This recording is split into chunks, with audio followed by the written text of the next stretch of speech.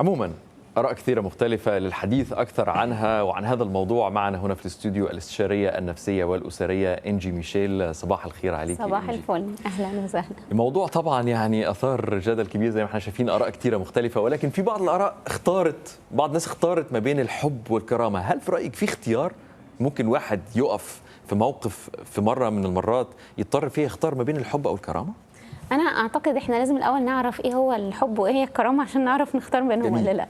وأنا أعتقد إن واحدة من الحاجات اللي إحنا محدش عرفنا عليها هو تعريف لحاجات أساسية. يعني إيه هو الغفران؟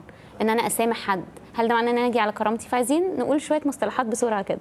الحب هو إنه أنا أعمل اللي في خيري وفي خير اللي قدامي. فلو أنا مش بعرف أحب نفسي، أنا مش هعرف أحب اللي قدامي. لو أنا باجي على نفسي وما عنديش بقى الكرامة، فانا هاجي في وقت عليك. يوم ما انت هتاذيني هاجي عليك زي ما انا باجي على نفسي. فيعني ايه احب نفسي واحب اللي قدامي؟ يعني اعمل الخير ليا والخير ليك، هو ده الحب. فلو انا جيت اقول طب يعني ايه بقى حد يدوس على كرامتي، حد اذاني، فنفترض مثلا خيانه، هذا كده الشخص ده كده داس على كرامتي، او حد زعق لي، او حد مد ايده عليا، هنا بنقول ان ده كده مش حب. ليه مش حب؟ لانه ما عملش اللي في صالحي ولا في صالحه. صح؟ لو ما جيت الصبح اعمل ريسيرش على ايه هو عكس الغفران، ان انا سامح شخص واقول خلاص كرامتي مش مهم. العكس الغفران هو ان انت تعمل عقاب. انا مش هعاقب اللي قدامي، بس انا محتاجه افكر بطريقه موضوعيه. انا اتاذيت من شخص، لو انا بحب نفسي وبحب الشخص اللي قدامي اعمل ايه؟ الفكره دلوقتي مش كرامتي، الفكره ازاي استعيد الثقه في الشخص ده.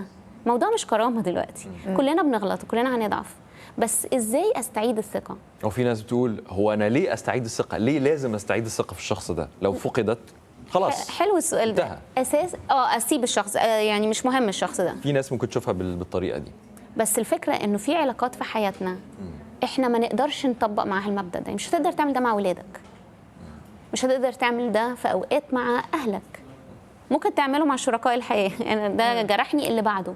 بس احنا عايزين مهاره، عايزين يبقى عندنا عضله بتعرف تتعامل مع الإساءات. كلنا هنزعل بعض في وقت، لأننا ناس محدودة.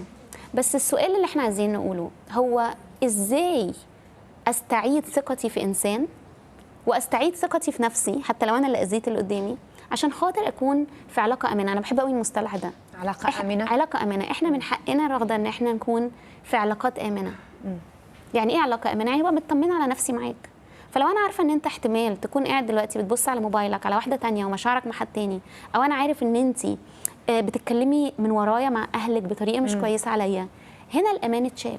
فبغض النظر انا هسامحك ولا مش هسامحك، هو ده هيتكرر تاني. انا ما فيش ثقه، يعني ما فيش ثقه. مهم انت لما بتاخدي جهاز، لما نيجي ناخد اللابتوب ده بناخد معاه ايه؟ ضمان. فانا محتاجه لما اعدي باساءه، مش ان انا افكر كرامتي ولا مش كرامتي، محتاجه افكر الاول ايه الضمان ان ده ما يحصلش تاني. لان لو ده حصل تاني، انا هنا مش بس بفقد العلاقه، انا بفقد نفسي، بفقد احساسي بالامان، بفقد ثقتي مع الناس. طيب كيف ياثر الفهم الخاطئ للناس لمفهوم الكرامه على العلاقه ما بين الطرفين؟ انه انا لما باجي اقول كرامتي فوق اي شيء، ساعات بتبقى جايه من عدم تفهم لطبيعه انه الانسان بطبيعته انسان بيغلط. فانا لما اجي اقول كرامتي، انا ما ينفعش حد ابدا يغلط فيا، يبقى انت غالبا روح احبس نفسك في زنزانه.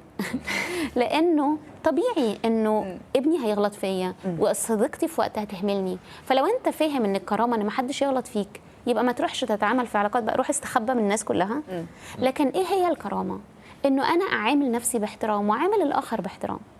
فلو اللي انت بتعمله ده هيفضل مستمر في انه يكسر اماني واحترامي، يبقى انا هنا كده مش بعامل نفسي بكرامه.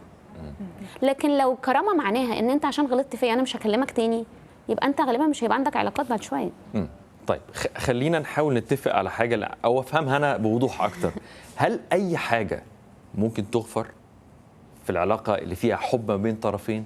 هل ممكن في تحت اي ظروف نوصل الى الغفران، ولا في حدود لو تم تخطيها لا يصلح الغفران والتسامح؟ سؤال جميل. يعني طبعا يختلف من شخص للتاني، وساعات كتيره احنا واحنا بره القصه نتخيل، ودي حاجه انا جربتها، انه من بره تقول لا يمكن، انا لو عديت بالموقف ده لا يمكن ادي فرصه، وبعدين تيجي تستغرب تلاقي عندك صديق مثلا وتبقى مستغرب هو ازاي قابل يعيش مع مراته بعد ما تضربه ولا بعد ما تخونه، بعدين تلاقي الشخص ده استمر.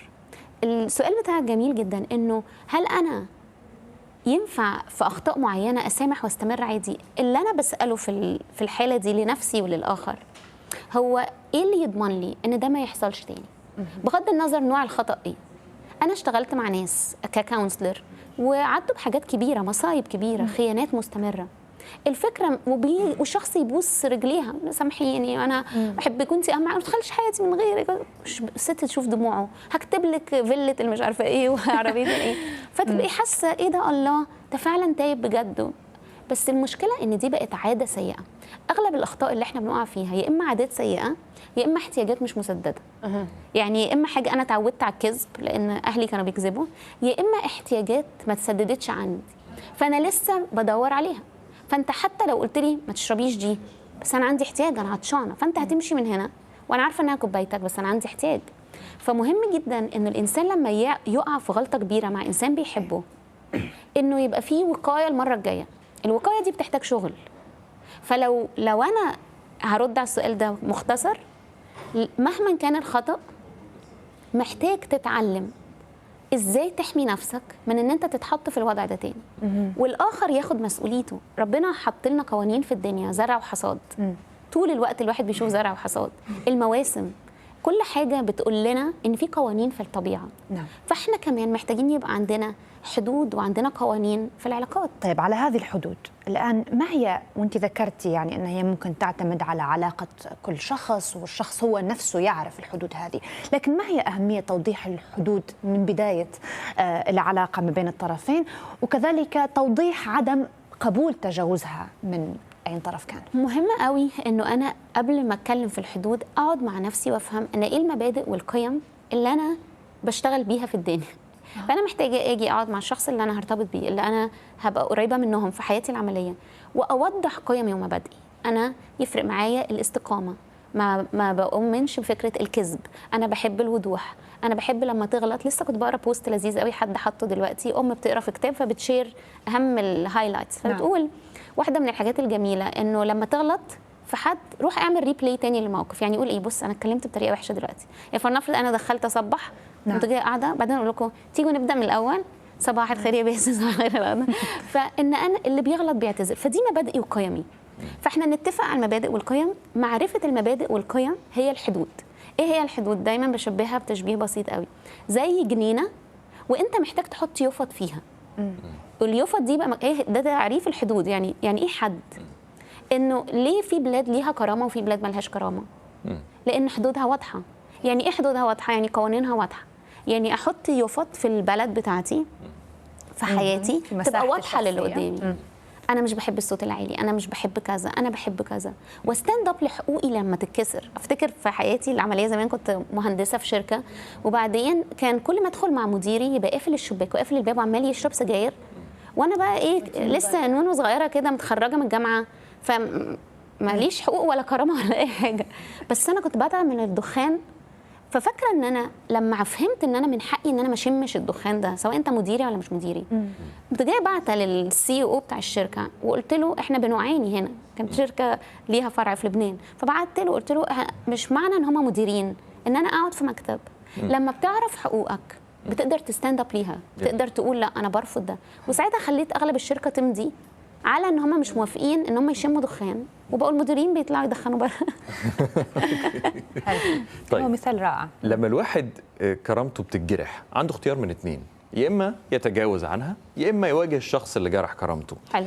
ممكن حد بيسمعنا دلوقتي احنا بنتكلم ويسمع الكلام الجميل اللي انت بتقوليه يقول طيب خلاص انا هتجاوز، فيتجاوز، تحصل حاجه تجرح كرامته يتجاوز ويعدي، يتجاوز ويعدي من غير ما يتكلم خالص، لحد لما الموضوع يكبر وتبقى تراكمات كثيره. انت شايفه امتى الواحد يتجاوز وامتى الواحد يواجه، امتى يكبر دماغه، امتى لازم يعمل مشكله ويبقى في وقفه؟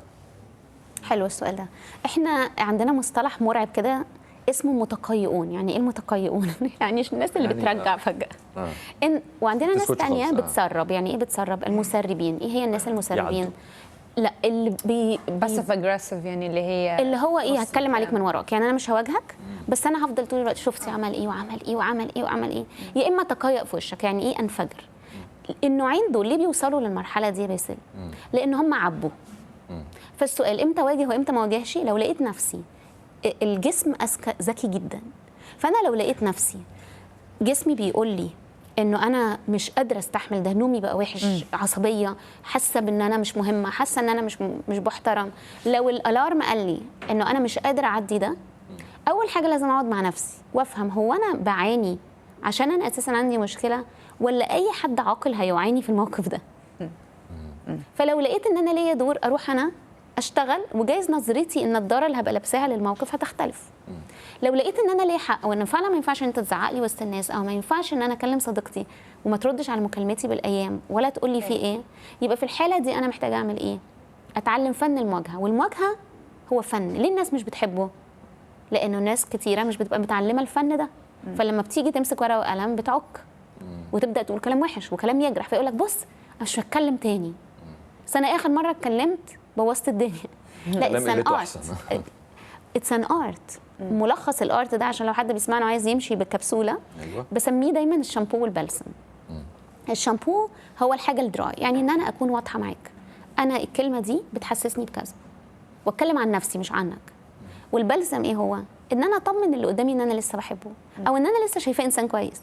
فعارفه ليه رغده انا بتكلم معاكي؟ لان انا مصدقه ان علاقتنا دي مهمه، فانا بعاتب بس في نفس الوقت بطمن، فنشجع الناس انها تواجه، عشان خاطر ما تتحولش الاحباطات في العلاقات لمراره، وعشان ما نوصل لمرحله العزله، بان احنا عايزين نعيش لوحدنا، نشتغل وناكل ونبدل البني ادمين باجهزه وشويه ابلكيشنز بنقعد عليها.